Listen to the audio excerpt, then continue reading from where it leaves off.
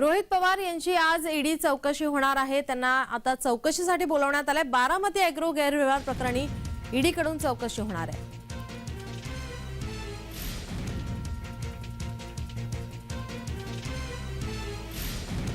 शरद पवार गटाच्या कार्यकर्त्यांकडून केंद्र सरकार विरोधात महाराष्ट्रातील सर्व जिल्हाधिकारी कार्यालय, पंचायत समिती कार्यालय आणि तहसील कार्यालय या ठिकाणी घंटानाद आंदोलन करण्यात येणार आहे।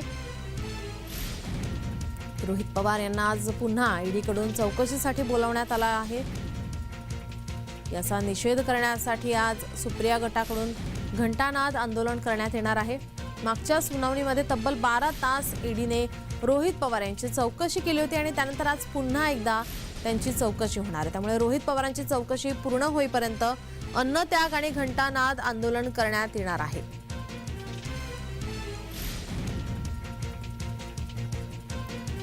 रोहित पवार यांची आज ईडी चौकशी होणार आहे। आज पुन्हा एकदा त्यांना ईडीने चौकशीसाठी बोलवलं आहे। याआधी त्यांची सुमारे 12 तास चौकशी झाली होती। बारामती एग्रो गैरव्यवहार प्रकरणी रोहित पवारांची चौकशी होते। ईडीने त्यांना चौकशीसाठी बोलवलं आहे। याच्याच निषेधार्थ आता सुप्रिया गटाकडून घंटानाद आंदोलन करण्यात येणार आहे।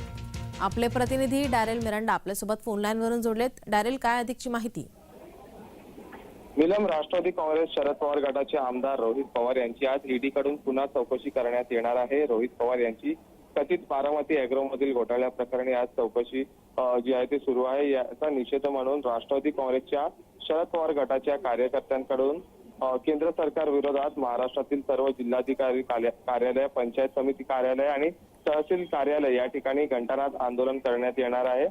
मागच्या सुनावणीत तब्बल 12 तास ईडीने रोहित पवारांची चौकशी केली होती। त्यानंतर आज पुन्हा एकदा त्यांची चौकशी होणार आहे। त्यामुळे रोहित पवारांची चौकशी पूर्ण होईपर्यंत अपडेट आम्ही तुमच्याकडून घेतच राहू। तुर्तास धन्यवाद डॅरेल, तुम्ही दिलेल्या माहितीसाठी।